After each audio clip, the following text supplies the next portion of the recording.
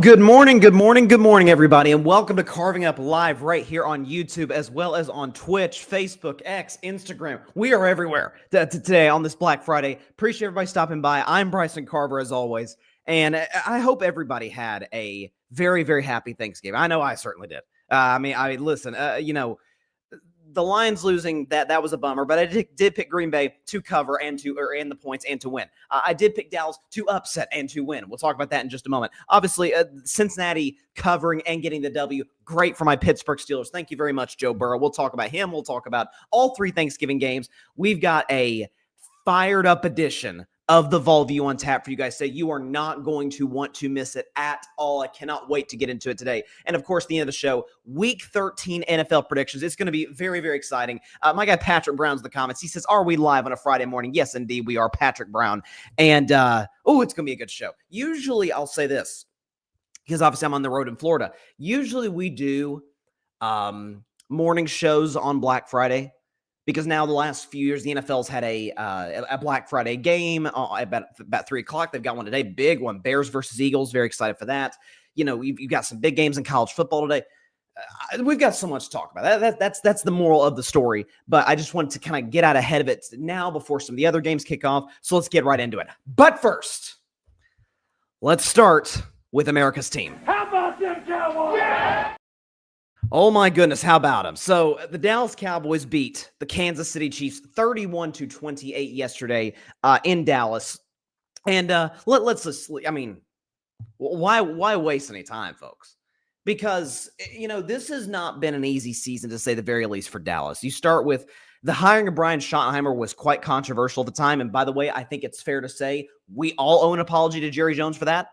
We were like, oh boy, here we go. He's hiring another submissive coach like a Chan Gailey or a Jason Garrett or a Mike McCarthy. No, this guy's instituted a culture. He's an excellent play caller. The players love him. Schottenheimer's been a great hire. But initially it was like, not sure about this, hiring in-house. And then you had this situation where you trade for George Pickens. And it's like, kind of a head case in Pittsburgh. Trust me, he's a Steelers fan. I know that. Didn't have the temperament that you would prefer a player of his caliber to have. In a contract year, trade for him. And then you have the Micah Parsons situation. We'll talk about Micah later in the show. He balled yesterday against the Lions. The chaos there, you end up trading him to Green Bay. The franchise gets ripped for it. Then you have, of course, during the season, the tragic passing of a Cowboys player, Marshawn Nealand.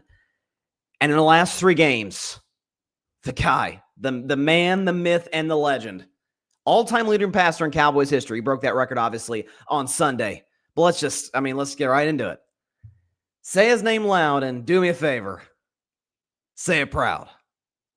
Rain Dakota Prescott put up Dak's numbers against the Kansas City Chiefs. Couple touchdowns, did have the early interception, but rebounded from there. 69% completion, 320 passing yards, 100 rating, and a QBR 0 to 100 of 86. And by the way, Dak in his last 3 games, Dak Prescott's last 3 games has been nothing short of sensational. 8 touchdowns, 2 picks, 69% completion. He throws for about 314 yards per game, 113 rating, QBR 0 to 100 of 77. And of course, the record of 3-game winning streak for Dallas. And I'm here to tell you today, because this was the game that they had to get in order to put themselves in position to make a playoff push. And this was a desperation situation for both teams, Dallas and Kansas City. We'll talk about the Chiefs a little later. Dallas can not only make the playoffs, as they win out, I think they're going to make the playoffs. Like 11-5-1, that's going to get them in. Because San Francisco, if you look to the Niners schedule, it's not easy. And the way Brock Purdy's playing, they can win multiple playoff games. I absolutely believe that. They can win multiple. I'm not going to go out here and say they can win the Super Bowl. That's a bridge, not after a 3-game winning streak. I'm not going to go there.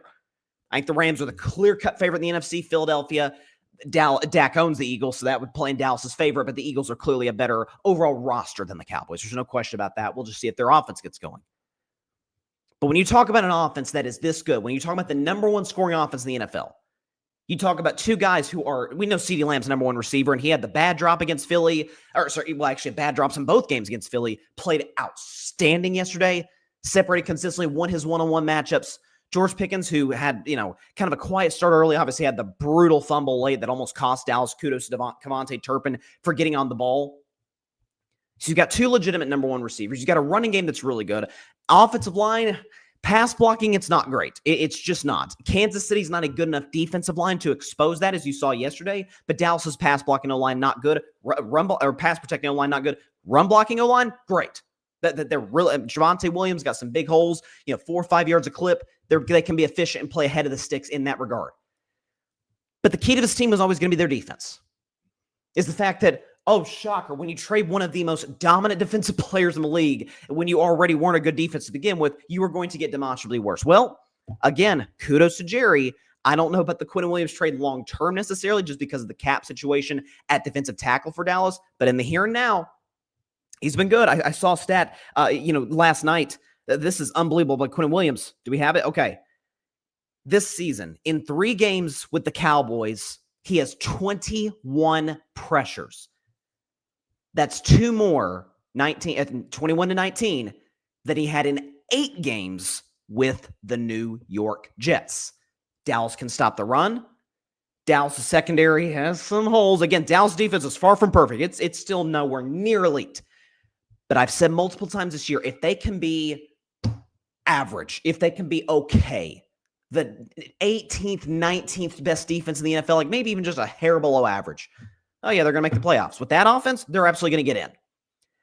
And what you have to consider when it comes to Dak Prescott, because I said this early in the game, because he had the early interception, but I was texting some friends of mine during the game, and I was saying, because Steve Spagnuolo, the amazing defensive coordinator for the Chiefs, what is he known for?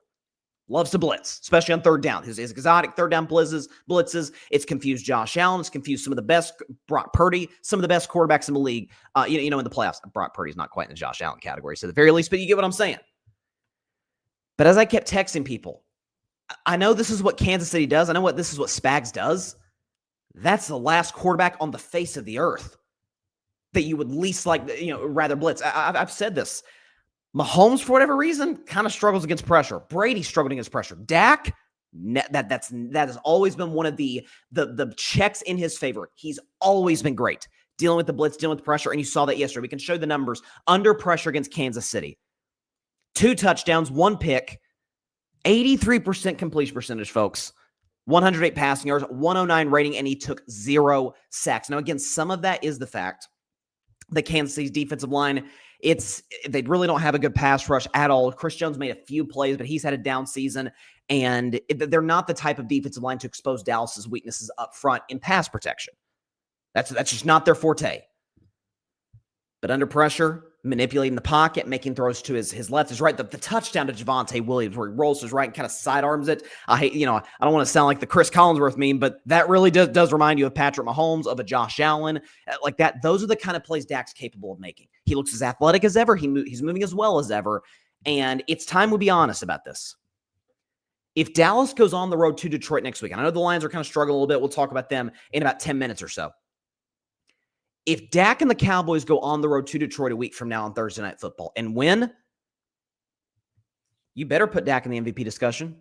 I'm not even saying he should be the favorite. I've said this for about a month. Stafford, to me, is the clear MVP. I mean, Stafford in his last, 20 games has 45 touchdowns and 3 picks or something insane. Stafford's the MVP so far this year. Drake May certainly has a case. Dak's right there behind them. I think Dak's in the number 3 spot. You'll see Bryson's MVP ladder, which we do every other week on this show, next Wednesday. Dak's going to be up there. Because if you look at what he's done this season, he's been indisputably one of the 2 or 3 best quarterbacks in the game. Tied for second in touchdown passes, 6th in completion, number 1 in the NFL in pass yards per game, 271, 102 rating, that ranks 8th, 75 QBR, that is number 1 in the National Football League.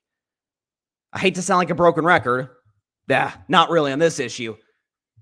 But when you talk about leadership, when you talk about the ability to, Dak has gotten so much better over the years at you think about when he came into the league, good thrower of the football, but not special, right? It wasn't a guy who was just going to annihilate you from the pocket. Now he can. He's in year 10. He's figured that aspect of it out. It helps when we have receivers of the caliber of Lamb and Pickens. And as I've said, listen, as a Steelers fan, I've been very critical of Pickens in the last 9 months or so. His temperament, he's been good this year, but he's in a contract year. Let's wait and see how this progresses and plays out. But I've said for Yes, I think since 2022 on the show, post Amari Cooper. When you give Dak two, capable receivers, what a shocker. He looks like one of the best quarterbacks in the league. Almost like this is the guy that 2 years ago, without a number two receiver, without a running game, with an average defense, with an average head coach, almost won league MVP. What a surprise. So I think what you saw yesterday, we'll talk about the Chiefs in just a second. I think what you saw yesterday is two of the five best quarterbacks in the game. Mahomes, to me, is the best until proven otherwise. Allen needs to be in the postseason. Lamar's going to be better in the postseason. Lamar was bad yesterday. Stafford is in that top five, and I think it's Dak.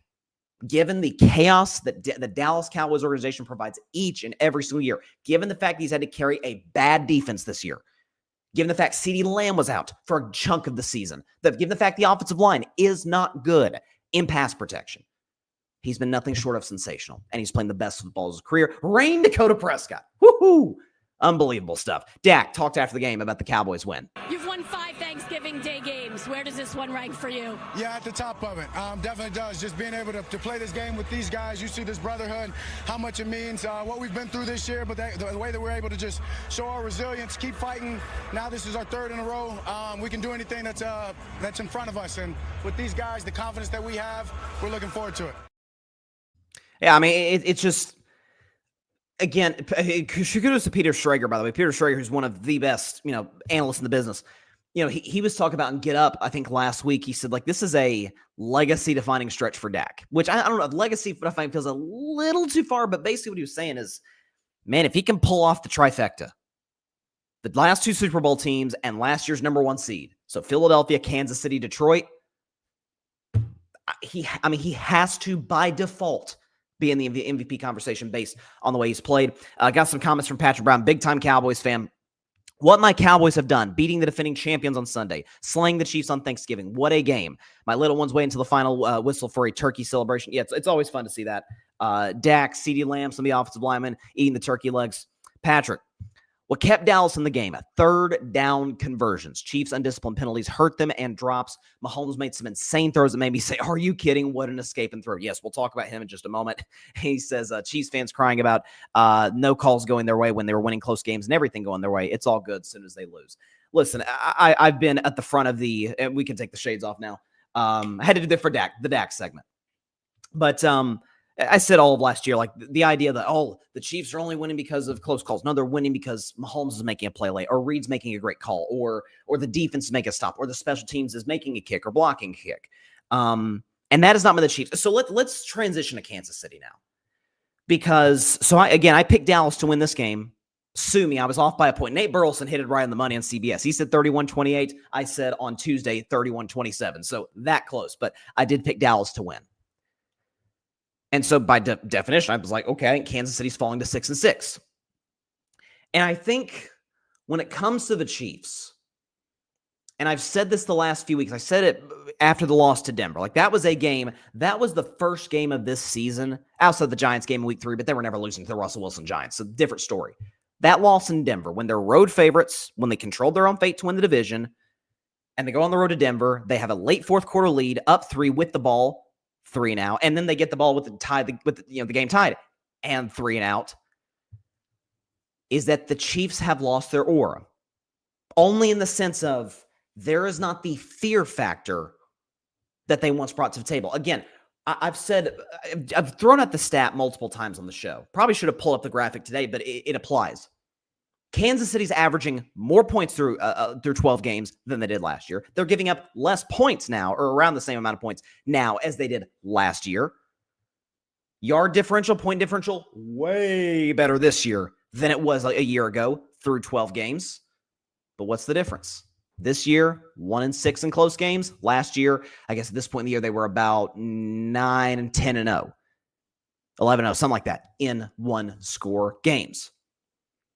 I don't know if it's the fact that Philadelphia just absolutely bulldozed them in the Super Bowl, and so that inevitability, that fear factor is gone.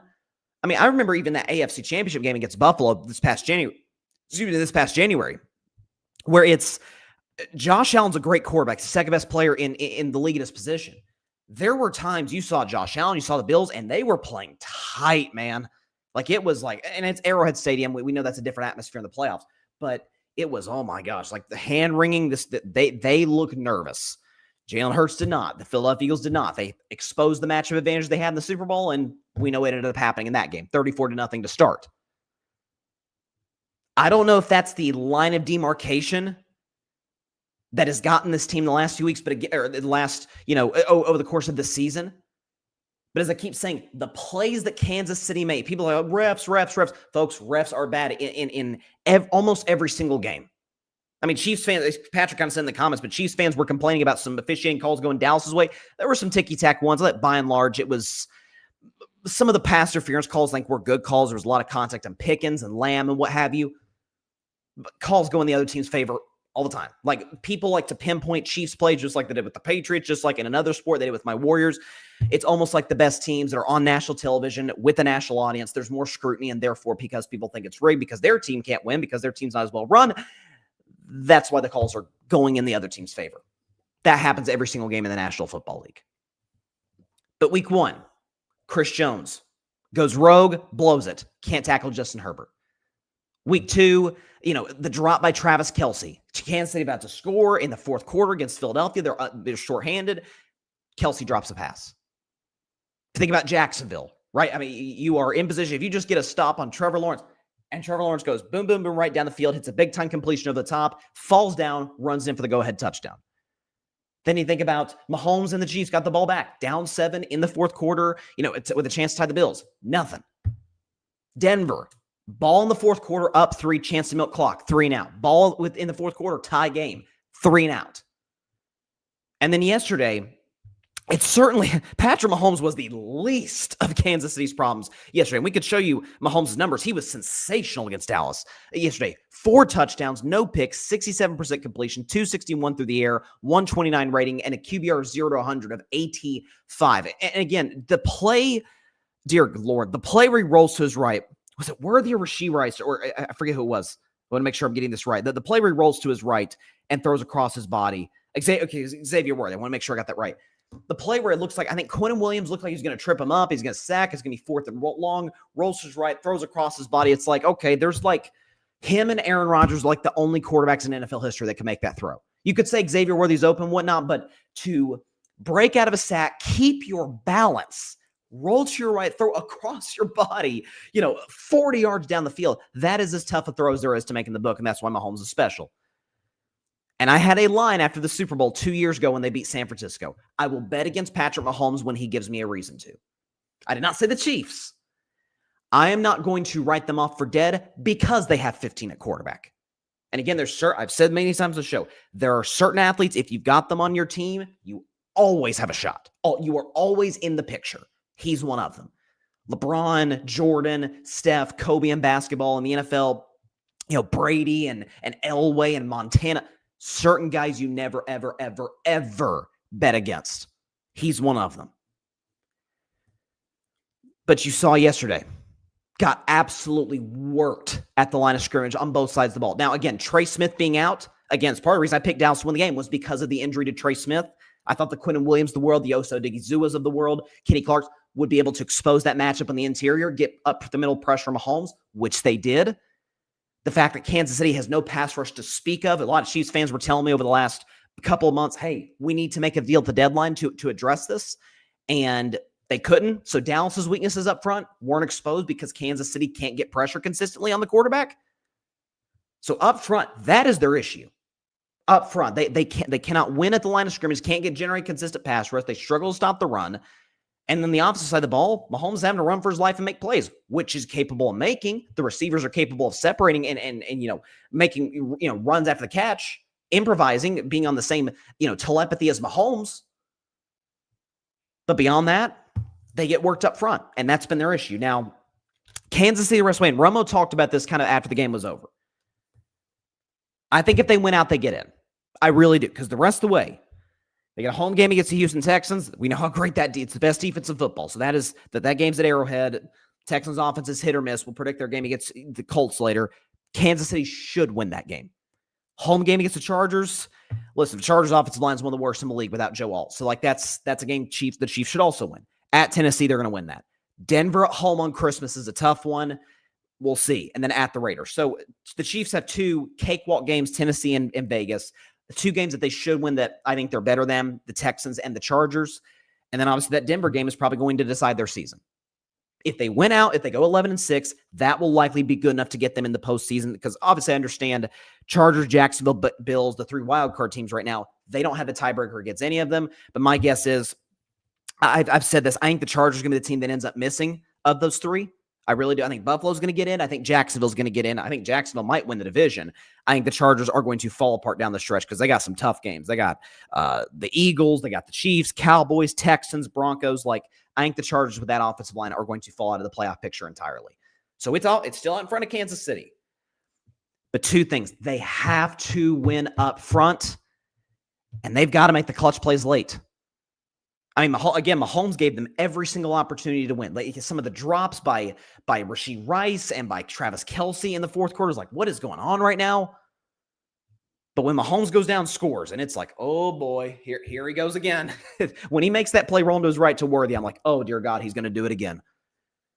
Get the ball back to Dak. Cowboys bleed the clock. Kudos to them for, high percentage completions, not just being totally conservative and just running the ball. Kansas City's in trouble. And that goes without saying. They're 6-6. The aura of the invincibility is gone, and it's up to the best quarterback in football. It's up to Mahomes to try and help them regain that. And he talked after the game about Kansas City struggles winning these close games. Yeah, I mean, we got to be more consistent at the end of the day. Like, we've had big plays, we've had runs where we can really just score at any time, but we got to be consistent for 4 quarters, especially when you play good football teams and they have a good offense. So, they have a good football team. They're playing well right now. They're the same desperation that we are, and they played better over 4 quarters than we did. So even though we have good plays here and there, we got to be more consistent at the end of the day. Again, people said last year we want Kansas City to be more explosive. We want them more, exciting and fun and high flying. And well, they have been this year. They've been more explosive. They've been more, must see TV just from an eye candy perspective. Just win the game. I don't just win the game. That's why I defended them last year. Like, guys, I went 15-1. I don't care how they do it as long as they got the best quarterback and coach in the league, which I think they do. Spags a great DC. There's only so much you can do against Ray and Dakota Prescott. As great of a DC as Spags is, as much success as that man has had in the postseason, going back to the Giants and now with Kansas City, when you run into that guy, number 4, it's a different ballgame, especially when you're running number 4 at Jerry World. Whew, Ray and Dakota Prescott, man, that was... Man, what a game that was. And, again, we're live right now. It's 10 in the morning. I'm sure the ratings will come out sooner or later today, but it will almost certainly be the highest rated game in the history of the NFL in the regular season, because you got America's team, Dallas. That goes without saying. It's on Thanksgiving. Whole country's watching. You've got the most, recognizable dynasty of, the last 5 years in Kansas City, most recognizable quarterback, all of it, and Travis Kelce and the Taylor Swift factor. I'm going to say this. They talk about, and then we'll move on. They talk about the Kardashian curse. Like, whether it was any of the Kardashians dating NBA players and their productivity just plummeted. It was like, there were actual statistical studies done, and it was unbelievable. Like, okay, this might actually be like a real thing. I think it works in reverse with Taylor Swift. I don't know what it is. I don't know if she has them in the games. I don't know if she gave the heads up to CBS. Hey, guys, stop showing me, because contrary to popular belief, Taylor Swift isn't the attention hog that people say that she is. Although there was a funny moment where Kelce caught a touchdown in the first half, and CBS showed Brittany Mahomes. I guess they assumed Taylor was going to be there, but that was, oh God, when they saw, I was like, that ain't Taylor, guys. I thought that was funny.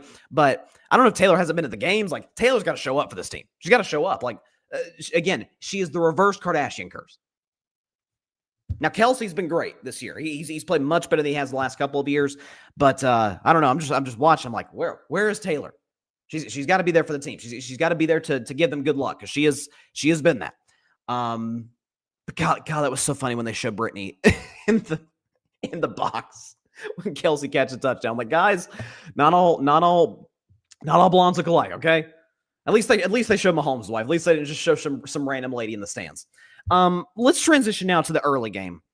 Man, it's a tradition unlike any other. The Detroit Lions losing on Thanksgiving. It doesn't matter if the Lions are terrible, if they're mid, if they are Super Bowl contenders, which they've been the last few years. Man, they just do not win on Thanksgiving. I mean, Jared Goff's now 1-4, on Turkey Day.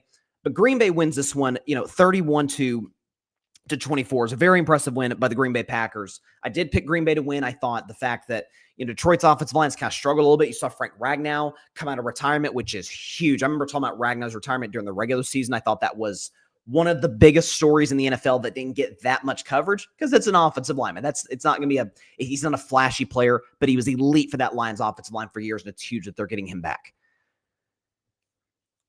But Green Bay, I think, is kind of finding their mojo a little bit. They had that stretch where they were losing to Carolina. Obviously, early in the year, they lost to the Cleveland Browns and tied Dallas the week after that. But they lost to Carolina. They scored 7 points at home against Philadelphia, and Jordan Love's kind of struggling. It's like, LaFleur's play calling is conservative, but also really predictable. Like, what's going on with this team? But what has kept them in this game? Then we'll talk about Jordan Love. But what has kept them in these games? What's the biggest reason that the Green Bay Packers are 8-3? It's that defense, coordinated by Jeff Hafley and led by that guy, Micah Bleepin Parsons. Put up Micah's numbers yesterday against Detroit. He absolutely annihilated the Detroit Lions, Jared Goff, and that O-line yesterday. 2.5 sacks, 3 tackles for loss, 8 tackles, 6 pressures, 29.6% pass rush win rate, and he is on pace for 17 sacks, which would be by far his career high. I think his career high in sacks to this point is 14. He is on pace for 17.5 sacks. And that's getting overshadowed by Myles Garrett because Myles Garrett's going to shatter the sack record, but Mike has played at the best football of his career.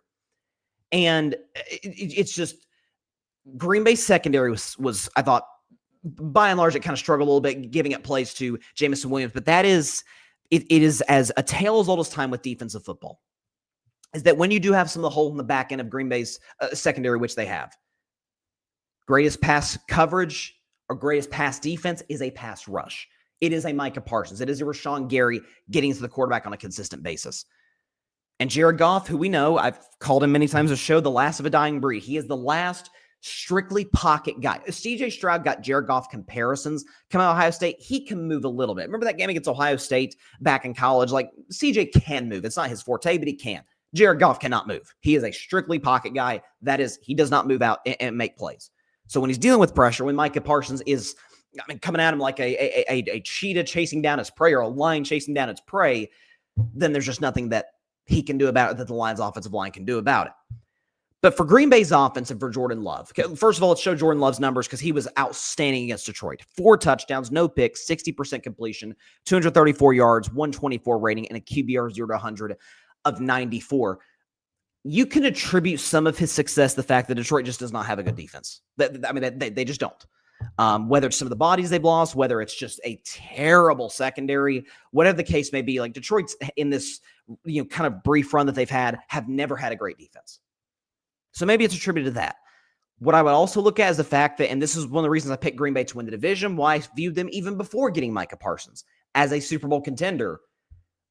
They are as deep as it comes when it comes to offensive skill position players. I mean, think about yesterday.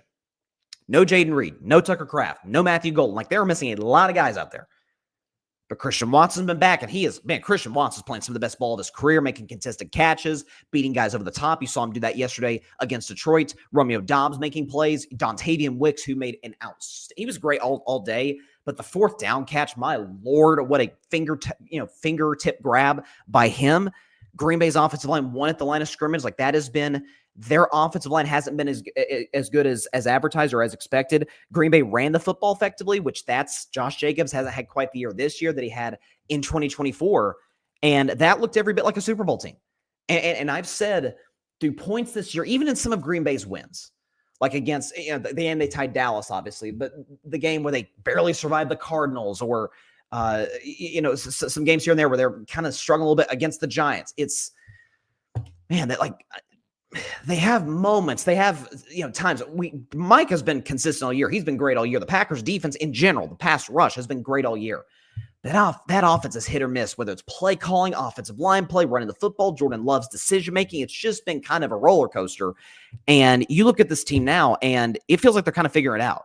I mean, if you remember, end of 2023, like when I think there was a couple games against the Chargers, there was another Thanksgiving game against the Lions, which Jordan Love plays some great football. There's some memes saying he's great on Toyota-thon, Jordan Love. But in all seriousness, Jordan Love dealt with a lot of injuries last year. Wasn't the case in 2023. and he was brilliant. He was one of the best quarterbacks in the league in the second half of the year, which culminated in the blowout win over Dallas in the playoffs, and then coming very close to being the number 1 seed Niners in the divisional round.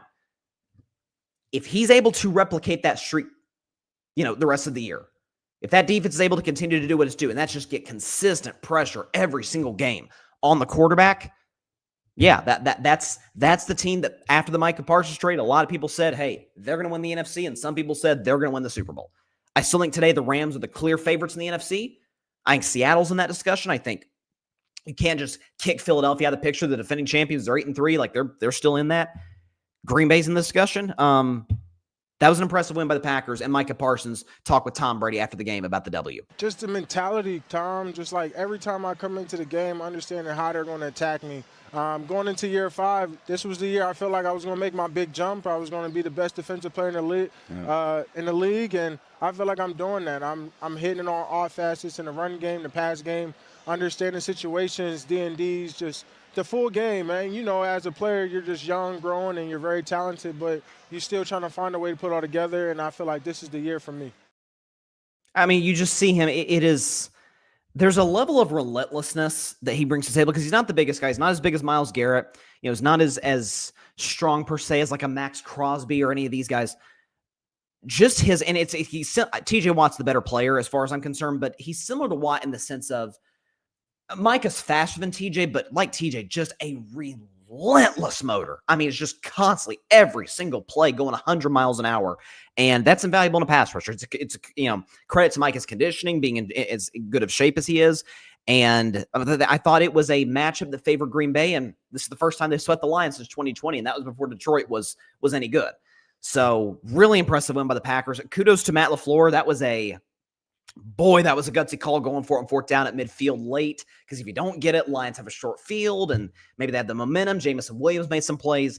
Maybe they tied the game. Maybe they don't. Who knows? But kudos to Jordan Love, big-time throw, and Dontavian Wicks was one of the more impressive catches of the season, just with the fingertips, just being able to haul that thing in. Green Bay getting the W. They're 8-3-1, and depending on what happens today with the Chicago Bears, they could be in first place in the division by tonight. So in a very crowded NFC North. And as for Detroit, and then we'll go to break. I thought this team would take a slight step back because, as y'all know, I've been as pro Detroit Lions as anybody in any of the sports media discussion space, whether it's television, print, radio, podcasting. I've been at pro Lions before being pro Lions was cool. But I thought they'd take a slight step back. The loss of both coordinators, loss of some key members of their offensive line, although one of them is coming back, Frank Ragnow, which is huge for them. The defense still is not very good.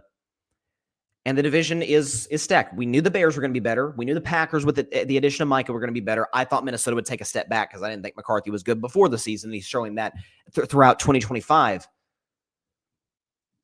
But what made this Lions team as special as it was or has been is, again, I talked about this with Kansas City, their ability to win at the line of scrimmage, their ability to create massive run lanes for, Jahmyr Gibbs and for David Montgomery, and that's not been the case. Jared Goff's been under consistent pressure this year. He's turned the football over.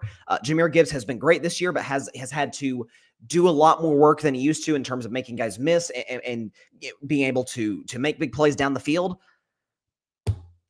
If getting Frank Ragnow fixes a lot of those things, then maybe I feel differently about the Lions. But the way that the Cowboys are rolling, I think San Francisco is going to be the team that's currently in the playoffs that's going to miss, because I think the Niners' schedule down the stretch is brutal, and I think Dallas very well might win out. I'm telling you, folks, next week's a playoff game. That Cowboys-Lions game, that is a playoff game. Loser of that game's done. Because if Dallas falls to 6-1 with the way the NFC looks right now, and Dallas is probably out of it. And as for Detroit, first place schedule, the rest of the way, their schedule is brutal. Dallas next week at home, at the Rams, Steelers at home, and then at Minnesota, then at Chicago. So that's a brutal stretch for Lions. Now, if they win out, they're in. There's no question about it. They're 7-5 today. They win out, they're 12-5. They get in the postseason. But it doesn't look like the same Lions team. I didn't think it would look. I picked them to make the NFC Championship game, to be fair, but I thought they'd do it as a wild card team. I'm still never going to count out Dan Campbell's group, but it just doesn't look like the same Detroit team that we're used to seeing in years past.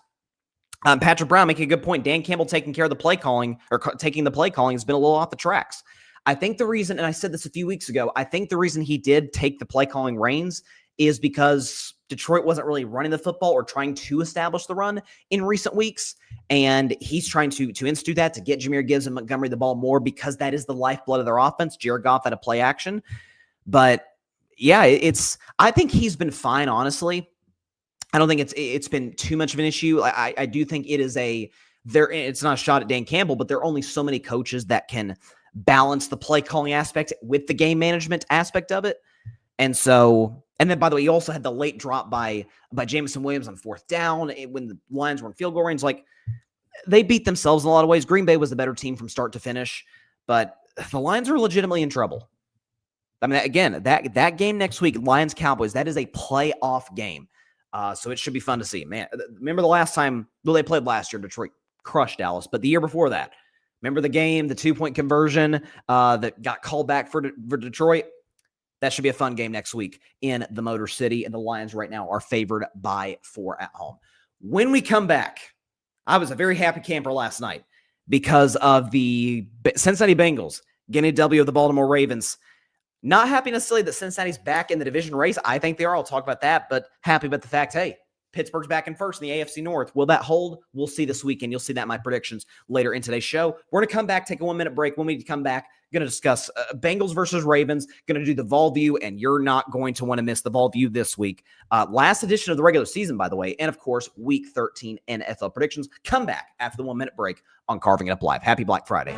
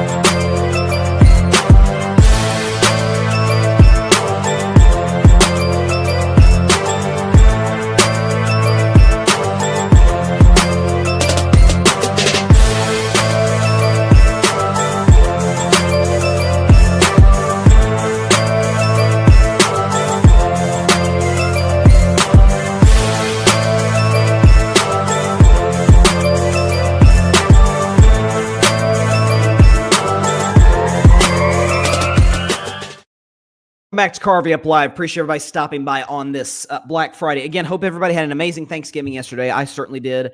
Had a delicious dinner around like 3 o'clock yesterday at the Contemporary Resort. I was watching the Lions-Packers game with my sister. She was very, very excited about Green Bay's win. So that was good. Dinner last night was solid at the Disney's Wilderness Resort. Fantastic stuff. And yeah, just had a very kind of chill day with family, watched a lot of football, the parade in the morning, a little bit of dog show here and there. Of course, it's a annual tradition, and then just enjoying the day yesterday. So shout out to everybody. Hope y'all had an amazing Thanksgiving with your family, loved ones, and the whole bit. And the nightcap of Thanksgiving was the Cincinnati Bengals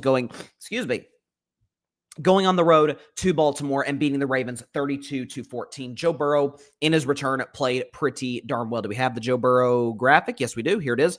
Joe Burrow, last night against the Ravens, 2 touchdowns, no picks, 52% completion, 261 yards, 83 passer rating, QBR 0-100 of 59. So a solid outing by Burrow's return, considering the fact that he hasn't played in 2.5 months. For Cincinnati, and then we'll talk Baltimore, they're back in the division race.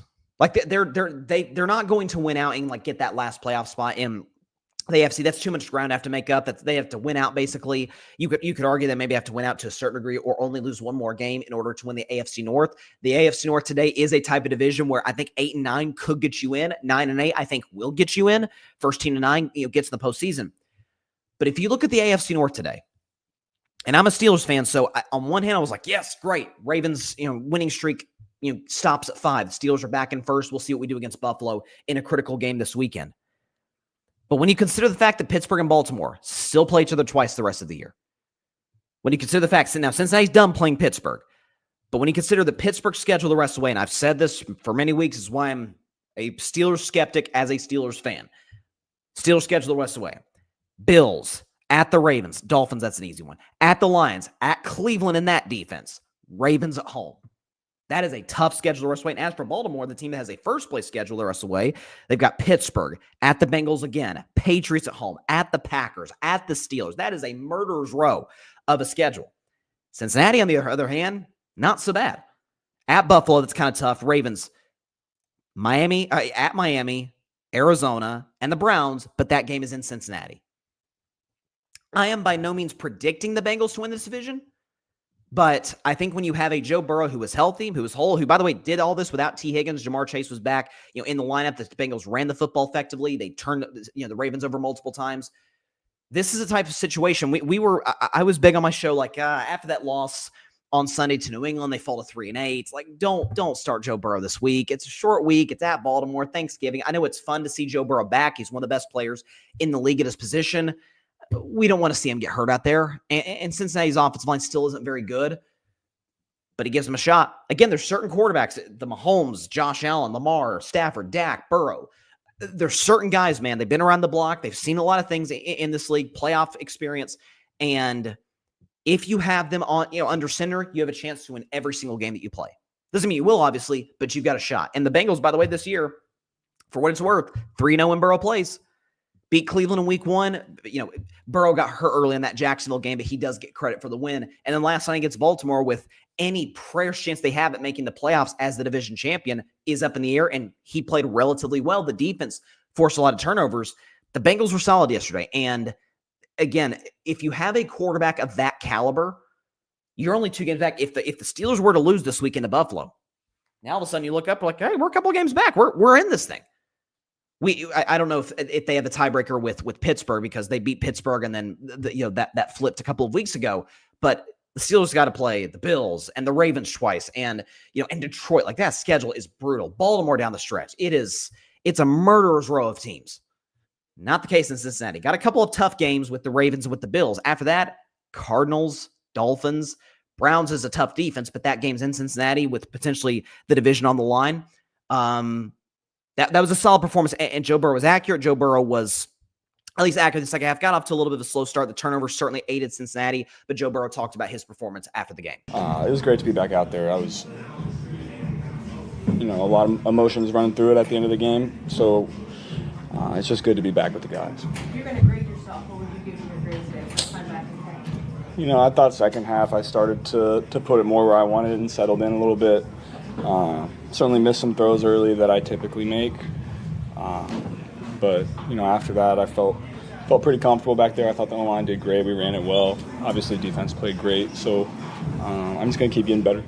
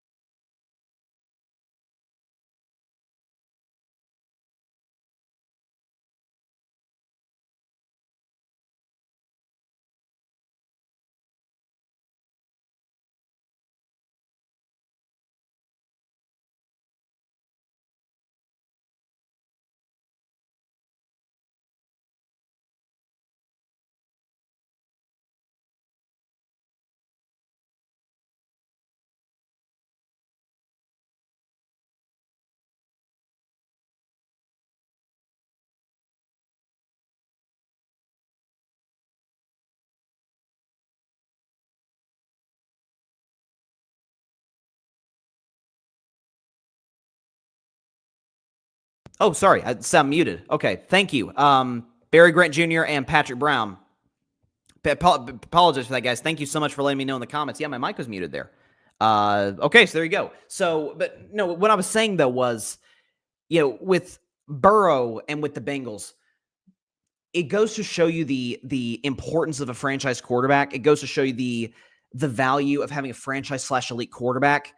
And with Cincinnati, we don't trust their ownership. We don't trust Mike Brown. None of us really buy Zach Taylor. Jamar Chase had the spitting incident a couple weeks ago with Jalen Ramsey, which I talked about in the show. And T. Higgins was out last night. And the Bengals defense, which was good last night, but it's been the worst defense of football this season. And the Steelers are better run. The Ravens are better run. The Bengals have had more, the Browns have been in the playoffs more recently than Cincinnati. But you institute Burrow, you institute the guy. JJ McCarthy says he has an alter ego of 9. I think that belongs to Burrow. And that was a really impressive win by the Cincinnati Bengals. Kept their season alive. There's no question about it. Sorry about the mic muted. Thanks to Barry and thanks to Patrick for letting me know in the comments. That was that's unfortunate. Let's talk about the Ravens side of us, though. So obviously they're still very much in the division race. If the Steelers lose on Sunday to the Buffalo Bills, I think they're back. I know they're back tied for first. For whatever reason, I don't know if he came back too soon. I'm not sure what's up. Lamar Jackson's been atrocious in the last 3 games. And the Ravens offense, outside of that one win against Miami, which, come on, has not looked even – it does not even resemble a Lamar Jackson Ravens offense. But look at Lamar in the last 3 games. He's been a bad quarterback. And I think Lamar's the 3rd best quarterback in football, but he's been awful last 3 games. No touchdowns in the last 3 games. 5 turnovers, 55% completion, 213 total yards, 63 rating, 28, 0 to 100, 28 QBR, and he has been sacked 8 times in the last 3 games. I thought last night his accuracy was off. Obviously, his decision-making was terrible. Multiple turnovers, the fumbles killed him, but was missing Zay Flowers, didn't look kind of jittery. I don't know if maybe it's playing on Thanksgiving. I don't know, but just did not look like the Lamar Jackson that we're used to seeing. Like when certain athletes that are so athletically gifted kind of get into a rut, Steph Curry's talked about this. Like, you don't look at Steph Curry, obviously he's an all-time great athlete, but just as a physical specimen. No one views him as that. But Steph Curry's greatness is hand-eye coordination, is, seeing the floor, is a level of depth perception that might be unparalleled in modern human history. But when Steph Curry goes into some of these shooting slumps, it's, okay, get back to the basics. It's footwork. Maybe it's my form. Work with Bruce Frazier, one of the assistant coaches of the Warriors. Like, let's work on a few things. Let's get this thing back. I've taken a lot of shots over the course of my life. Let's rely on the experience that I have. And then he gets back into it. Josh Allen's had similar struggles, like, again, go back to football. Josh Allen's had that. Mahomes has had that, some mechanical issues. I think that's what the issue is with Lamar right now. His feet aren't set. He's not throwing very well on the run. He's overthrowing guys. Again, the decision-making has not been good. I think a lot of this for Lamar Jackson is going to be, hey, we got 10 days off. Who do the Ravens have next week? I think the Ravens have the Pittsburgh Steelers. Okay, so there you go. It's a huge divisional game a couple of Sundays from now. And getting in the lab over the course of the next 10 days, working with guys, working with Mark Andrews, with Zay Flowers, with DeAndre Hopkins and these guys. Let's get the timing back down. Again, come back mid-season, Cooper Rush was in there, but then Tyler Huntley had the win. We've won 5 straight games. The defense, last night notwithstanding, has been pretty good since the bye in this 5-game winning streak that we just had. It's just going to come down to whether our offense can be consistent, because they scored 40 on Buffalo in week 1. They were great against the Browns defense, which is saying a lot. Had an explosive fourth quarter, kind of struggled against Kansas City in the game where Lamar got hurt, and then hasn't looked the same since. Had a great second half against the Miami Dolphins, but struggled against the Browns, and struggled against, which, again, the Browns have a great defense, but still they took a Mark Andrews fake tush-push run touchdown just to win that game against Shedeur Sanders, who comes off the bench and goes 4 for 16. And then last week, of course, against the Jets, where if they had played 27 other teams, I think they probably lose that game, because they're playing the Jets and Tyrod Taylor in that offense. They're able to get out of there with the W. It's why I said partially not before the season started, but after week 1, that's not a Super Bowl contender. After they blew that lead to the Buffalo Bills, I said, I know it's one weekend. They're not a Super Bowl contender. If you blow that many double-digit leads in the John Harbaugh era in the last few years, I can't take you seriously. They can still absolutely win the division. I still think, with respect to Burrow, they have the best quarterback in the division. Defensively, the Browns are the best defensive division by far, but they just don't have the offense. The Browns aren't contending for the playoffs anytime soon. It's again, turnovers killed him. Mechanically, Lamar looks off. And Lamar's the type of guy, and I tend to love this in my athletes, but it can be a blessing, it can be a curse. Lamar is so hard on himself. Like when he missed the throw, he's like, slapping his helmet, gosh, darn it. You know, I'd much rather that than just be aloof, than be like, well, whatever, it is what it is. Who cares? You know, Tom Brady was that way. Peyton Manning was that way. Not aloof. They were like, oh, gosh darn it. You know, sometimes they would get after guys or be mad at themselves or whatever the case may be, getting into stuff with coaches. It's kind of the issues I've had with Aaron Rodgers over the years. If he's struggling, the offense is struggling, by and large, he kind of goes and sits by himself on the bench. That's not Lamar. He's fist bumping guys. Hey, let's go. We got this. Let's, one more drive. We're going to get things back on track. And that's a great leadership quality of Lamar. But Lamar at times doesn't have a short enough memory to, okay, bad play. Let's move on to the next play.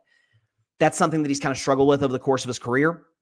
And again, it can be a blessing and it can be a curse. Last night was a curse. And Lamar Jackson talked about his turnovers last night after the Ravens loss. No, I just got to play consistent. Can't have turnovers, especially in any game, not just this game, but any game. Can't have turnovers, 2 fumbles, in the interception, tip interception. We got to be consistent. We put our defense on the field too much. We can't have that. And again, they beat themselves. There's no question about it. I don't even want to say that Cincinnati's defense played that well. Sometimes turnovers are luck. Sometimes, the way the football's shaped, the way that it's shaped kind of funny. The ball can just bounce your way sometimes. Sometimes it's your day. Sometimes it's not. That's why defenses that tend to feed off of turnovers, I have a lot of skepticism of. My Steelers this year have kind of lived off turnovers. That's not always sustainable because you might be playing more efficient offense, a team that plays more smart, more efficient. And also sometimes turnovers are just dumb luck. I mean, you saw yesterday that the George Pickens fumble. There were 4 Chiefs in the area. Ball bounced a certain way. Kevontae Turpin hustled the ball, got on it, probably saved Dallas's bacon in that game. And so any defense that lives off of turnovers, I tend to be kind of hesitant with that because that's not always sustainable over a 17-game, 3.5-4 month regular season. But that was a game for Baltimore you really wanted to get, especially given what your schedule looks like the rest of the way. But I'm telling you, I'm glad the Bengals won. So now Pittsburgh's number 1 in the division, but there's also part of me that's like, ugh, God, Cincinnati's not dead. I'm glad Pittsburgh played the Bengals twice without Joe Burrow. But their schedule is significantly easier than the Steelers, and it's way easier than Baltimore's. So there you go. Okay, let's transition to college football. God, what a freaking amazing weekend we have of college football. So it starts in an hour and a half. You got the Egg Bowl, Ole Miss, Mississippi State. Is this Lane Kiffin's last game at Ole Miss? There's going to be a lot of news over the course of the next 24 or so hours. Ole Miss needs a lot to go their way to make the SEC championship game. I doubt that it happens. But you got that. You got Georgia Tech, which lost a little bit of steam after Georgia Tech lost to Pitt last week, but still Georgia Tech almost beat Georgia last year in between the hedges on Black Friday. The Dogs are 13.5-point favorites. You got Texas A&M against Texas. Could the Longhorns get in as a 3-loss team? A win against Texas A&M at home would go a long way, but Marcel Reed has been great. Arizona State's a rivalry game. Then tomorrow you got Ohio State, Michigan. You got Miami Pitt. You got some great rivalry games. Iron Bowl, which has an upset vibe to it. I don't know. Again, I say all the time on this show, I've said it for years. I say it on Saturday Morning Tailgate, which, by the way, while we're on Saturday Morning Tailgate, so check it out tomorrow, 10 a.m. Eastern, 7 a.m. Pacific time, live on the Grid Network's YouTube channel and on X. Myself, Tim Barnard, Arthur Hurst. And by the way, Tim Barnard, you're in for a treat, folks. Tim Barnard, Florida fan, I'm a Vols fan, is going to sing Rocky Top on the show tomorrow. So you might just want to stop by for that. It should be very, very fun because we had that bet and it's going to be interesting. But great games in college football. But in between the hedges, or not in between the hedges, in Jordan-Hare, some of those night games at Auburn, man, I don't know what it is. Toomer's Corner. Some weird stuff happens at Auburn. So Bama needs to look out. That could be a strange game. Bama always either loses or comes close to losing in the last decade at Auburn. So that should be fun. Ohio State, Michigan. But the game that I'm excited for is a game that I've been looking forward to for a long time, about 5.5 months to be exact. It was a game that, as a Tennessee fan, that wasn't really, I'll be honest, really wasn't on my radar before the season. It's like, okay, that's a win. But things have changed. Things were said in the offseason. Things have happened this year during the regular season. And the Tennessee Volunteers could humble some people. So let's go and get started. The Vol View starts right now. Kneecap. Sound bites. Wrong sound bite. The Vol View starts. The Vol View starts right now.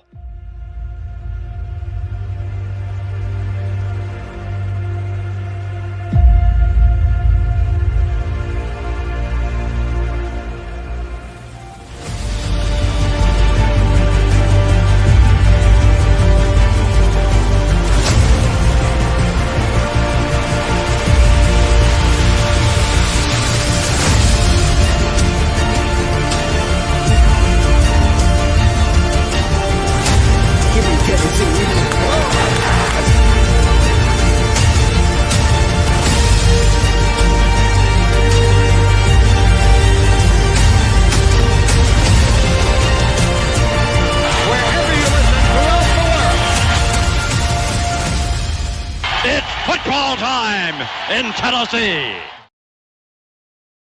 Oh, indeed it is. And it's the final game of Tennessee's regular season at home against the Vanderbilt Commodores. And the Vanderbilt Commodores, who, kudos where it is due, they have had an impressive season, 9-2 on the year, looking to get their first double-digit win season in the history of their program, which, by the way, they still very well could get. Even if they lose this game to Tennessee, they could still very well get in their bowl game. But they have, one could argue, maybe an outside chance of getting the college football playoff. You're telling me the committee is going to keep a 10-2 SEC team out? We'll see what happens. We'll see if there's enough room for them. The resume is not bad. They lost to Alabama and earlier this year, but beat Missouri, beat LSU when they were ranked, beat South Carolina when they were ranked. Committee takes that into account. Where were the teams that you played when you played them? Well, in this matchup, Vanderbilt Commodores are, playing good football. They're the 14th ranked team in the country. Tennessee's the 19th ranked team in the country. That game's in Knoxville, Neyland Stadium, where, according to Diego Pavia, because we know when you think Tennessee college football, it's the first thing you think. Well, you obviously think about the Vols. You probably think about the Memphis Tigers second, if we're being honest. But Tennessee has run that state. National championships and SEC championships and SEC legends and Peyton Manning and Reggie White and all of these guys. And certainly recent history, they've been a significantly better program despite some lean years. But Diego Pavia seemed to think earlier this year in June on a podcast that the change in the guard is about to be under effect. Take a listen. Vanderbilt's going to run Tennessee after this year.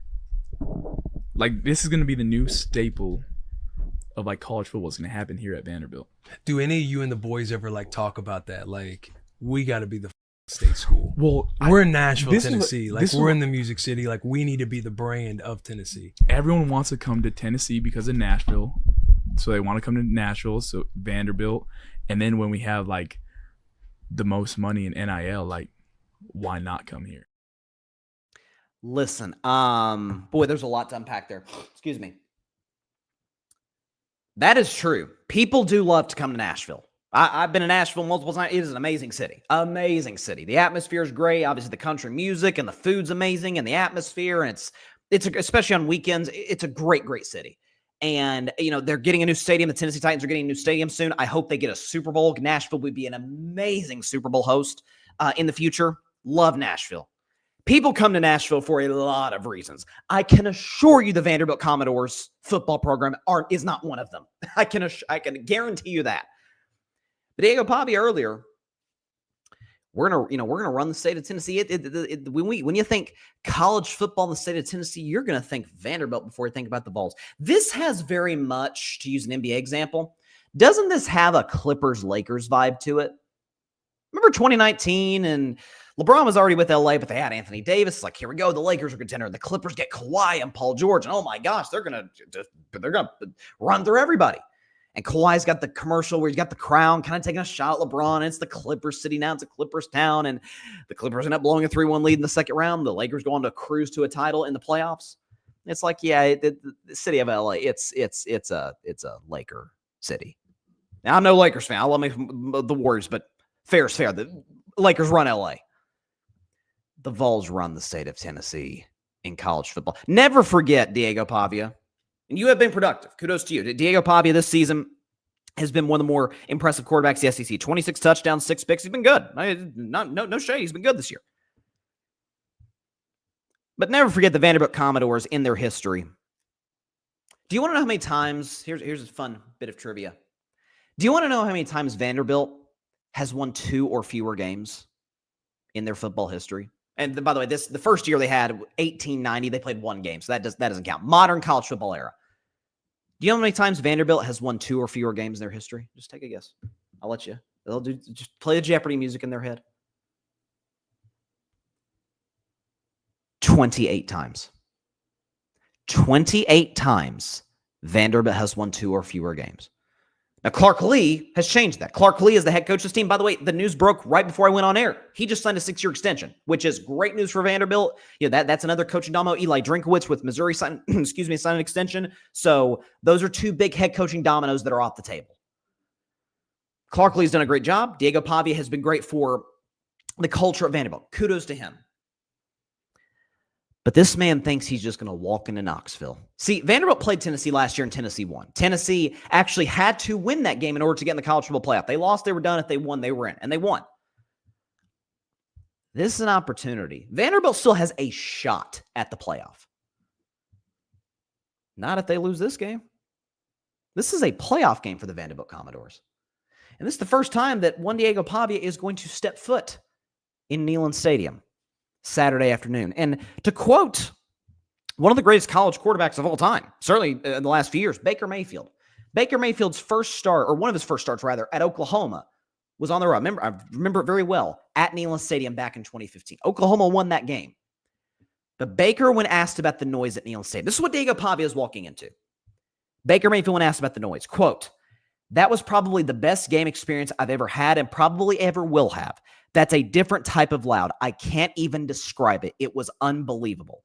He then went on to say that the fans, this is a real quote from Baker. Quote, "The fans were a constant oppressive force that made it impossible to communicate and that they had to change their snap count on the first drive." He also said, in terms of the pregame atmosphere, that before the game, the crowd was unbelievable. He said, quote, "The game wouldn't even start for another hour, but those people seemed to think that it was kickoff." That's what Diego Pavia is walking into. And listen, I'm not going to be, I'm in Florida, so I'm going to be at the game in Knoxville tomorrow. But if the Tennessee, people working the scoreboard and the Jumbotron, all that, are smart, play that bite that I just played. Play that podcast clip of Diego Pavia saying, "Yeah, this is going to be our state now." Okay. Say, careful what you wish for, buddy, because this is a team. And this game is not just going to come down to Diego Pavia. It's going to come down to that Vanderbilt defense, which has not been good. Gave up 38 points to Auburn. At home, by the way. Gave up 38 points to Auburn, 34 points to Texas, 30 to Alabama, 24 to LSU, which is like giving up 30 to anybody else. Gave up 35 points to Utah State. Was Jordan Love playing for them? What's going on? Vanderbilt does not have a good defense. And against Joey Aguilar and the Vols, who got a huge, you can say Florida's terrible, and they are terrible, but got a big monkey off the back of the Tennessee football program. Had not won against the Florida Gators in the swamp in 22 years.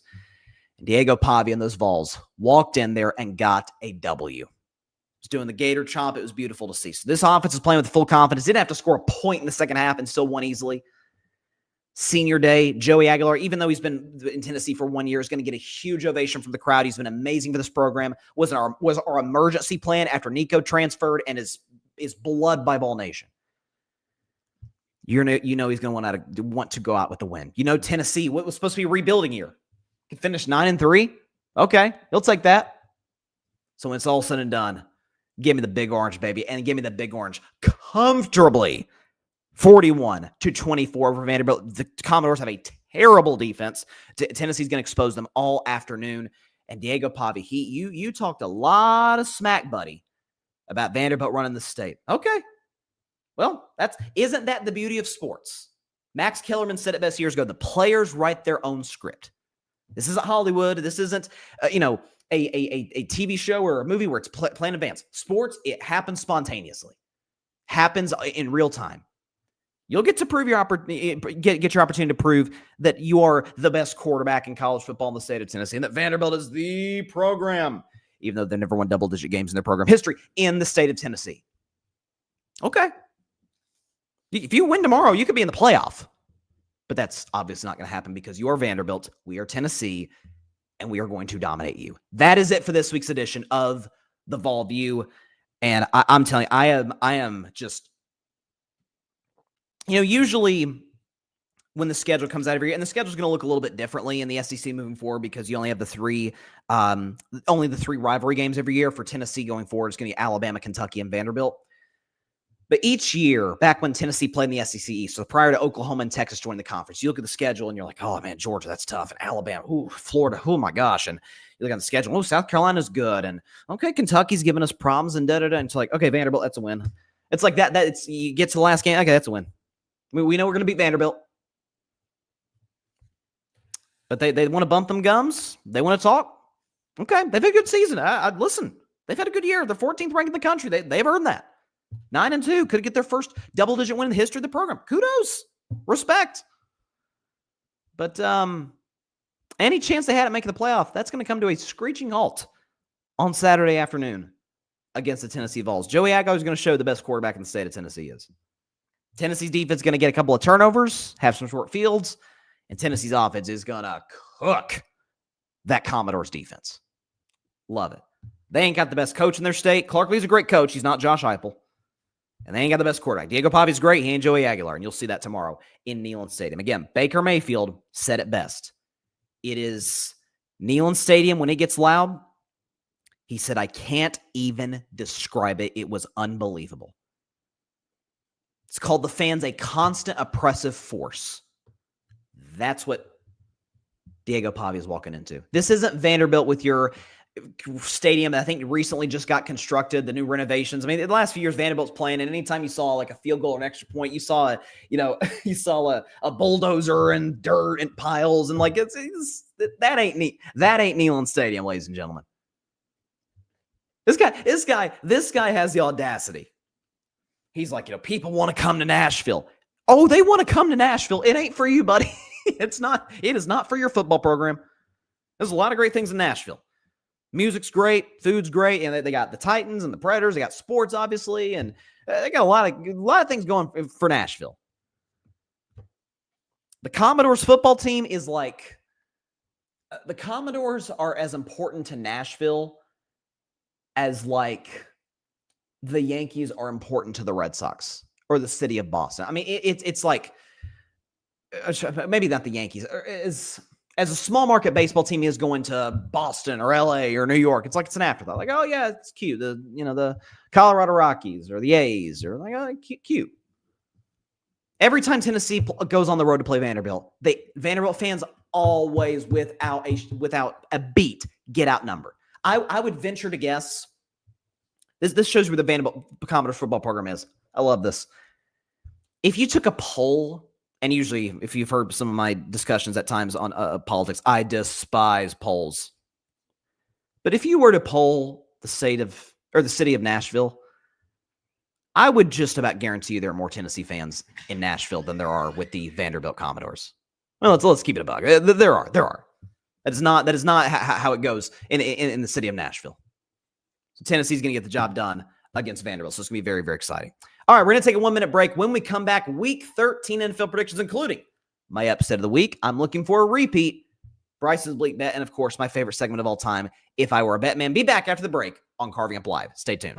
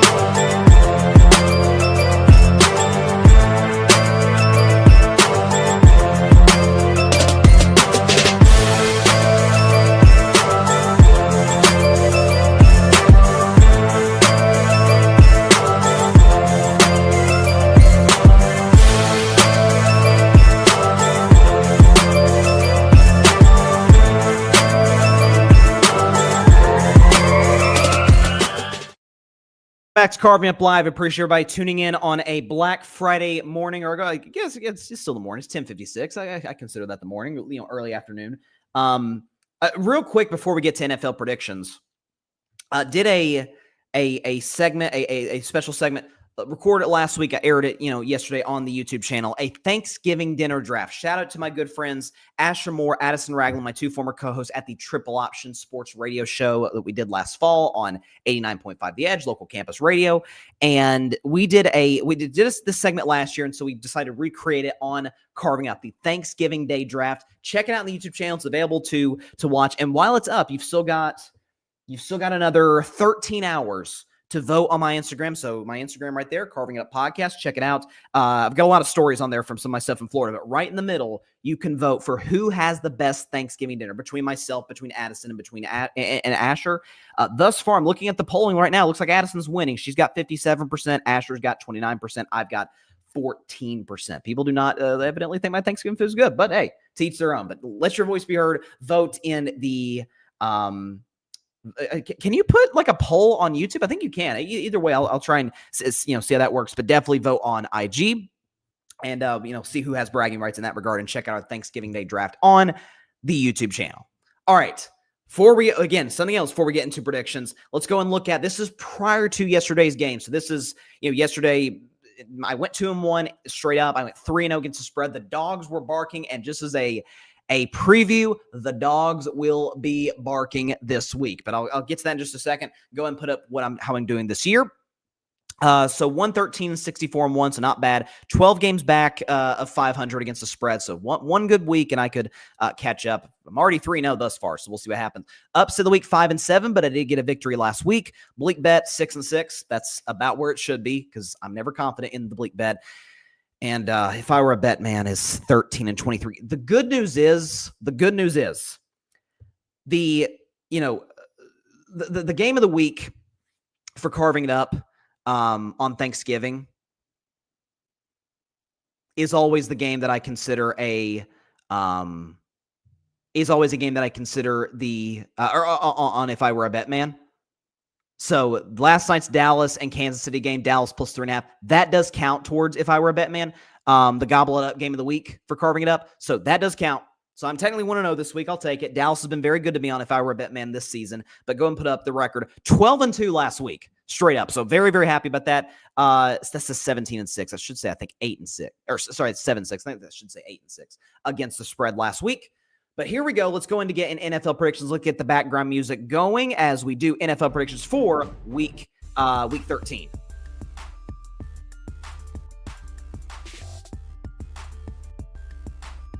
All right. We will start with today's game. Briefly predicted, I was kind of in a time crunch yesterday because I had to get to the park, but it was in a time crunch on Tuesday. Briefly predicted this game, but we'll do it again because it kicks off about 4 hours from now. Big matchup in the city of brotherly love on Black Friday. The Chicago Bears going on the road to take on the defending Super Bowl champion, Philadelphia Eagles. Philadelphia is a 7-point favorite at home. So what I'm looking at for this game is the story is, how's Philadelphia's offense going to look? Like, the good news is they're playing a Chicago Bears defense that has a decimated secondary and a decimated linebacking core. So, it's not like they're playing a murderer's row here. And even last week against Dallas, they got off to a good start. Scored in their first 3 drives, 21-0. It's not looking so good for the Cowboys. Then Dak, Ray and Dakota Prescott gets it going, and the Cowboys come back to win. But Philadelphia's, I think they need to run the football more with Hank Bigsby. I think this year we're just going to have to accept the fact we're not going to see anything close to what Saquon Barkley was a year ago. I don't know if it's wear and tear. I don't know if there's tread on the tires. To be fair, Saquon, even going back to his Giants days, has always been a guy where it is 2 yards, 3 yards, 3 yards, 1 yard loss, and bam, 30 yards. He is not a guy when you see 4 yards of carry, that he's not a death by 1,000 cuts back. It's like boom, boom, boom, boom, and takes off running in the big hole. We know what Saquon can do in terms of big playability. That he's not a bell cow type of back where it's just going to be this methodical type of offense with him. Tank Bigsby, young legs, young running back. That tends to help. That tends to give juice to the offense. You saw even yesterday with Dallas, that Malik Davis kid had the 43-yard rushing touchdown. Some of these young guys, I thought the Jags were crazy in trading Tank Bigsby to Philadelphia, but I think you'll see him get more involved with the offense. How many targets will A.J. Brown get? That's the question. We'll see. As for Chicago, I mean, statistically, they've been one of the best offense in football in terms of scoring offense, a total offense, or top 10 in both categories. Caleb Williams has played efficient football. My preseason prediction has come to fruition that, Caleb and Ben Johnson, the Bears, would figure things out around midseason. They have. They're 8-3. They've won 8 of their last 9 games. I think 7 points with the way Philadelphia's offense is struggling is way too many. I'm going to take Philadelphia to win by a close one, 23-20 over the Chicago Bears. But give me Chicago plus 6.5 over the Philadelphia Eagles. Philly wins 23-20, but give me the Bears. The Bears plus 6.5. It is now time for my upset of the week. Right off the bat here, back-to-back weeks. Give me the Cleveland Browns over the San Francisco 49ers, 20-17, Browns plus 4.5, and the outright W against the 49ers. Browns plus 4.5 and the W. Here's why. So here's what I'm thinking.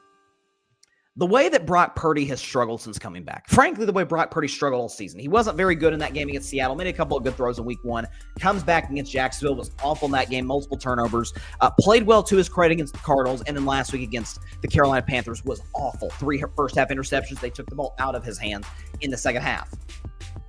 Now he's got to go to Cleveland, where it is cold, it is wet, it is gross, it is a Browns defense led by Myles Garrett against a Niners offensive line that has not been great. That's a Browns defense that, last week just had 10 sacks. A Myles Garrett who's going to shatter Michael Strahan and TJ Watt's single-season sack record. And so with all those things taken into account, Brock Purdy's going to be making some mistakes. As for Shedeur Sanders, listen, I said on Monday's show he did what was required. He did what was asked of him in order to get a second straight start. He did it, right? He was confident that the throw downfield to Isaiah Bond was as impressive a throw as you'll ever see any quarterback make all season long. Rolling to his right, airing it out down the field, hitting the guy in stride. Shedeur was solid. Again, Shedeur's fans are making it out to be like he was outstanding, and his haters are like, oh, it's the Raiders. When in reality, it's somewhere in between. Yes, it's the Raiders, but it's his first start, and he did what was required. Shedeur was solid in that game. This is a test. Now you're playing Robert Saleh. And I know they're without Nick Bosa, without Fred Warner for the season. That defense is still young. It's playing its tail off. Saleh has been one of the best defensive coaches in the NFL, one of the best assistant coaches in the NFL this season. Kudos to Shanahan for bringing him back after the Jets fired him. It's going to be a test for Shedeur Sanders, but I think the Browns run the football. I think Shedeur works out of play action. I think he makes some throws in the red zone, and I think Brock Purdy against that Browns front really struggles. Love this pick. Back-to-back weeks. Give me the Cleveland Browns plus 4.5. Cleveland with the upset. Cleveland! This is for you! Oh! Patrick Brown in the comments says, Myles Garrett break the sack record. I believe he does. Hey, he may do it in this game. Who knows? Because the Niners offensive line isn't very good, but I do like the Browns and the upset, which I'll say this, and then we'll move on to our next game. That get them to 4-8. If the Steelers lose, they're 2 games back. Like, they're not dead. I'm certainly not picking them to win the AFC North, but they're not out of the race. I think they're going to beat San Francisco on Sunday. Up next, Jacksonville Jaguars coming to Nashville, which Diego Pavia apparently says people come to Nashville for the Vanderbilt Commodores. They don't come for them, and as of now, they don't come for the Tennessee Titans either. The Jaguars on the road against their division rival are favored -5.5. So, listen, Jacksonville was the close overtime win last week against the Cardinals. It was a weird, great / off Trevor Lawrence game, some bad interceptions, a couple of really nice throws. That's kind of the Trevor Lawrence experience. You don't know what you're going to get. It's like, what is it? Forrest Gump says, life's like a box of chocolates. You don't know what you're going to get.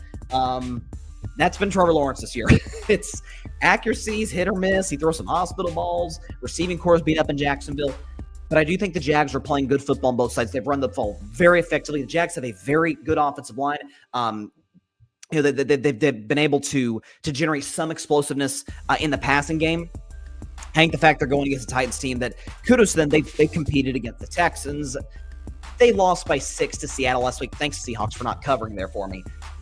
That was Seattle taking their foot off the gas. If you watch that game, Seattle, they called the dogs off the second half. They're like, we can play our C-plus game and beat the awful Titans, who shouldn't even have a win this year. The Cardinals handed them one.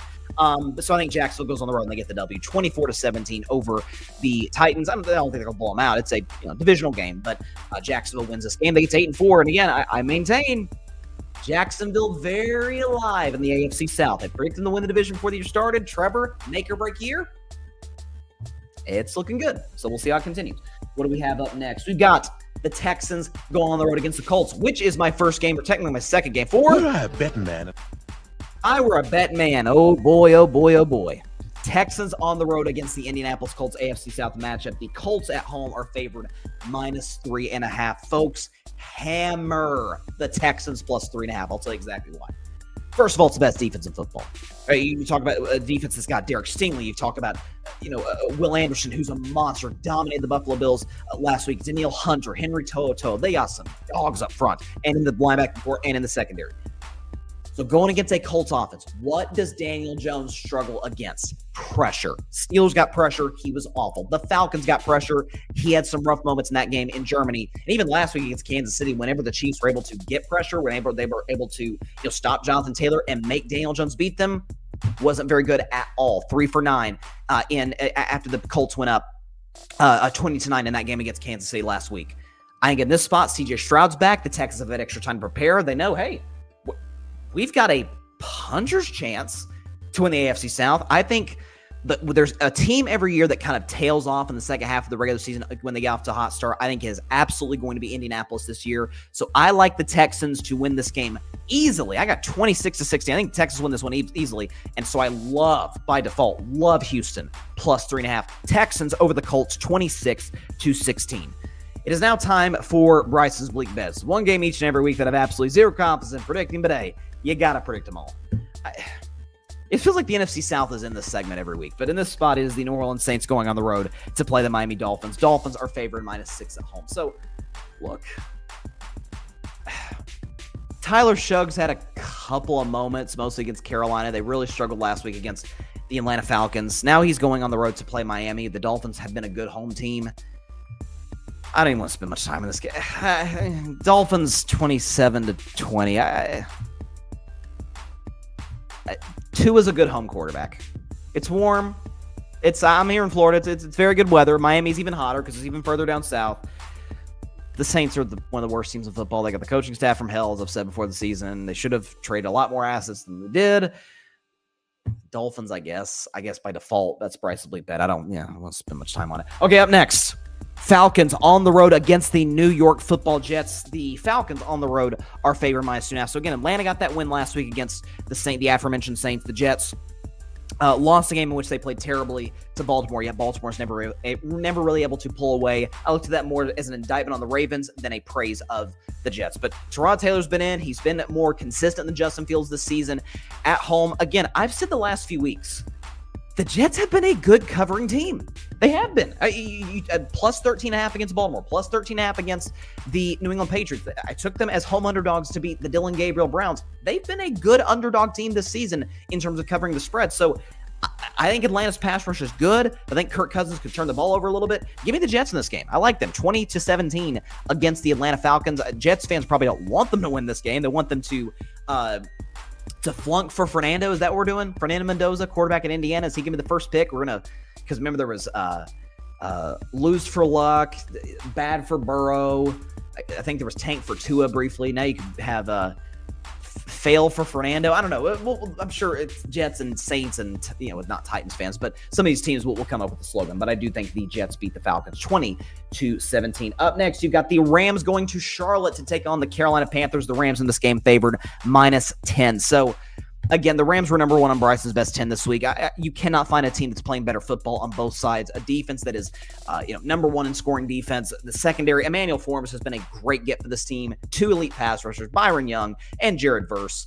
And offensively, Matt Stafford's just been on a heater. He's the MVP of the league so far. Dak is balling. Drake May's balling. Stafford's the MVP of the league right now. Again, do we have the Stafford stat in his last 20 games? I think we do. Last 20 games, Matthew Stafford, 45 touchdowns and 3 picks. I know that goes back to last season, but that matters to me.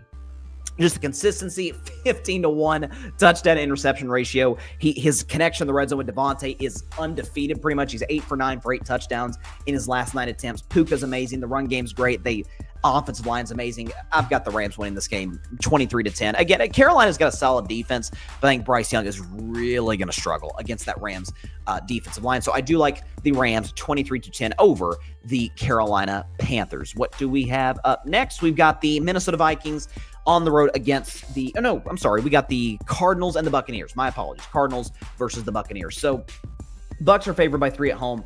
Tampa Bay needs a win. I mean, they do. I still, almost by default, because I think Carolina's going to tail off a little bit, I think Tampa Bay's going to win this division. They've owned the division over the course of in the last 5 years or so. The Cardinals have been frisky adjacent. I mean, Jacoby Brissett broke the completions in a game record. He had 47. They almost beat Jacksonville last week. Like, the Cardinals just been bad closing games this year. We've been on this all year. They suck at closing close games. They lost to the Titans this year. They're just not good at closing the close ones. So going on the road to Tampa, team that's lost 3 straight, like the Bucs just need a W. You know my rule in the show. If you lose 3 straight, I don't consider you a Super Bowl contender. So by definition, I don't consider the Bucs a Super Bowl contender, even though I did before the season. You lose 3 straight, you're just not quite good enough. So I still think the Buccaneers win this game. I think it's kind of close, 24-20 over the Arizona Cardinals. I do like Tampa Bay in this spot. Looks like Patrick's got a comment. The league should flex Bills versus Steelers over Commanders at Broncos. Give us a better game. Yeah, that's I'm shocked that the league kept Broncos Commanders. I guess their rationale was, hey, four of the best games aren't even going to be played on Sunday, right? Because you got the 3 Thanksgiving games, the Black Friday game today. None of those are going to be on Sunday, so we're kind of out of options. And plus, CBS was not going to give up Bills Steelers. There's no way they were going to do that. I mean, I guess I would have been more fascinated in Niners Browns, Texans Colts. There's some fascinating matchups in here. Commanders versus Broncos is not one of them, but we'll get to that later in the segment. Up next, okay, now we have the Minnesota Vikings going on the road to take on the Seattle Seahawks. I almost put this game on Bettin Man. I decided not to, only for the fact that McCarthy is out for this game. Is it on the board that the backup comes in and plays okay, covers? Maybe. It can't be that much worse than JJ, who has far more interceptions than touchdowns this year, who has been inaccurate, who throws 1,000 miles an hour on slants, who doesn't give his guys Justin Jefferson or Hawkinson or Addison chances to win one-on-one. But Seattle Home's been a dominant team this season. They're trying to keep pace with the Rams division. I think the Seahawks are a top 3 team in the NFL. I've got Rams, Patriots, and Seahawks at this particular moment in time. Darnold's played great football. This is a revenge game, by the way, for Darnold, right? I mean, this is a game at home. You're playing the Vikings, a team in which you won 14 games with. You were getting literally carried in the locker room as if you were the savior of the franchise. 2 bad games, albeit the biggest games. Lions in Week 18, Rams in the playoffs. But the man threw, 37 touchdowns, I think it was, led them to 14 wins. They said, actually, we're going to go with the kid who's like really, really physically limited and has an injury history. Okay, let's see how that works out for you. I like the Seahawks in this spot. Minus that score looks wrong. That says 24-20. I think I've got Seattle in this game. 34-14. That score is incorrect. I apologize for that. We will fix that before we get in on social media. But I do like Seattle minus 11.5. My score I've written on my phone was 34-14. All right, up next, we've got the Raiders on the road against the LA Chargers. The Chargers at home are favored at minus 8.5. So, again, the Raiders are one of the worst teams in football. We talk about teams that might fail for Fernando. The Raiders might be one of them. But this feels like a game with as bad as the Chargers O-line is, and y'all heard me say earlier in the show, the Chiefs aren't dead yet. They got to win out at this point. But I have the 3 wild card teams right now, Jags, Chargers, Bills. I think it's going to be the Chargers that fall out of the postseason. Their schedule is brutal. The O-line without Joe Alt has been utterly atrocious over the last, or really all season long, in which the games that Joe Alt has missed. He's obviously done for the year. They're better than the Raiders. I think Max Crosby could have a field day on Justin Herbert. The Chargers do win. I actually like that's Vegas plus. Man, I'm off on the graphics today, folks. That should say Vegas plus 8.5. This is Vegas plus 3.5. But I do like the Raiders plus 8.5. Chargers win 24-17 over Vegas. All right, it is now time for the third game. I'm already 1-0 because I took Dallas plus 3.5. They got the job done. I took the I took the Colts plus 3.5. It is now time for my favorite segment of all time. My third game for my favorite segment. It is called Bettin Man. If I Were a Bettin Man. Folks, there's certain things in Vegas that tend to hit each and every time. There's Andy Reid off of a bye, although that didn't hit this season. And there is, for all my critiques, the fact that he's behind the times, the fact that he's outdated, the fact that the Steelers need to fire him as soon as possible. Mike Tomlin as a home underdog is as smart of a bet, is as much of a home run bet as there is in the National Football League. Now, again, the Steelers lost to Green Bay straight up and didn't cover as a weren't able to get the plus. I think it was plus 2.5, 3.5 at home against Green Bay. They were able to get the job done as home underdogs against the Colts. In this spot, Buffalo coming to Pittsburgh, the Bills are 3.5-point favorites. So here's what I'm looking at. Buffalo's offensive line got worked by the Houston Texans. To be fair, Houston's got one of the best defenses of football. The Steelers, not so much, although Pittsburgh up front, TJ Watt and Alex Highsmith, Herbig, Cam Hayward, all these guys can give Buffalo Bills trouble up front. The Bills have extra time to prepare, which concerns me a little bit. But I think the Steelers, where it's, God, we lost on Sunday, and the Ravens are rolling. Hey, the Ravens lost, and the Bengals could run us down. This is a big-time spot to go back up on the division, to go up one game. Here we go. And feel good about yourself moving forward. The offense wasn't anything special against the Chicago Bears. Mason Rudolph, they wouldn't let him throw over the middle of the field for reasons I'm not entirely sure. The play calling was uber conservative, which I hated. Against that Bills defense, that should not be the case. Against that Bills secondary, DK Metcalf should have a field day. Aaron Rodgers looks like it's going to be, back this week for the Pittsburgh Steelers. So that it potentially bodes well for the Steelers. In the spot, I like Pittsburgh plus 3.5, and I like us and the outright W, 27-24. I'm going to be nice to Aaron Rodgers on this. I'm going to be nice to Aaron Rodgers on this Thanksgiving weekend. I think Aaron's going to lead a game-winning drive. I think it's going to happen. Aaron has not been one of the more clutch quarterbacks in his career. He's never been good on the playing from behind or game-winning drive front. That's never been his forte, at least relative to other all-time great quarterbacks. I think in this spot, he does. Aaron gets the ball last. Bills' defense is very good. A couple completions to DK, some Freiermuth plays, and the Steelers win this one on a Boswell field goal to go up one game in the AFC North. Pittsburgh plus 3.5 over the Buffalo Bills. If I were a bet man, take the Steelers plus 3.5. I'm taking them to win. Finally, Patrick said it in the comments, and he's right. This is the Sunday night game.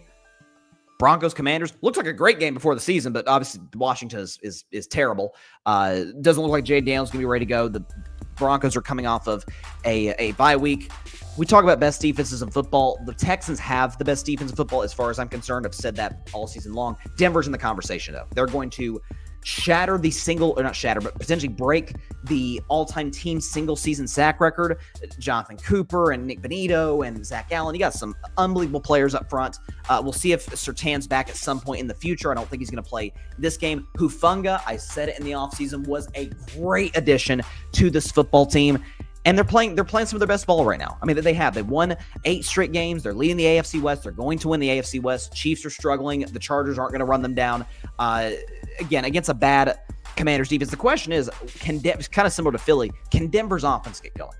They've had moments. They've been clutch late, but over the course of 4 quarters, hit or miss. Bo Nix isn't terribly accurate. The play calling has been suspect at times by Sean Payton. In this spot, I don't think it's going to matter. I like them over the Washington Commanders 31-13. Denver -6 on the road. They do beat the Commanders 31-13. And that is it for my Week 13 NFL predictions. And with that is all the time we have for today's show. Appreciate everybody stopping by as always. Be sure to catch Carving Up Live. We'll be back live, back in studio Monday night, 6 p.m. Eastern. 3 p.m. Pacific time, right here on YouTube, as well as on Twitch, on X, on Facebook, Instagram, YouTube, everywhere, all the social media platforms. We are streaming live on the show. Check out all social media platforms right there. You see my handle on Instagram, X, TikTok. TikTok is, gaining some traction right now. So follow me right, over there. Please subscribe to the YouTube channel. It helps the channel grow exponentially. Carving It Up with Bryson Carver, and then the Grid Network. That's GRYD, the Grid Podcast Network. Be sure also to check out the Saturday Morning Tailgate Podcast tomorrow morning. 10 a.m. Eastern, 7 a.m. Pacific time, right here on the Grid via YouTube and on X. Myself, Tim Barnard, who's going to be singing Rocky Top tomorrow. It's going to be fun. And Arthur Hurst, who is fired up for the game. Ohio State, Michigan. Very, very excited about that one. How good is this? Great weekend of NFL. Great Thanksgiving games yesterday. Big game today. College football is just giving us some amazing rivalry week matchups. Tennessee's going to take it to BTA, if you know what I'm saying, to the Vanderbilt Commodores. It's going to be fun. It's going to be very, very fun. So we'll be back on Monday. I hope everybody has a great extended weekend and great Thanksgiving. Don't spend too much money on Black Friday, okay? That's self-control. Eat as much as you want, okay? You have the right to gorge yourself this one long weekend a year. Have a great weekend, everybody. Continue to stay safe out there. God bless y'all. Peace out. How about rain Dakota Prescott, folks? Thanks so much for watching the show on YouTube, and be sure to go click that big red subscribe button and check out the other clips and full shows from Carving It Up Live, as well as our other incredible content creators here on the Grid Network.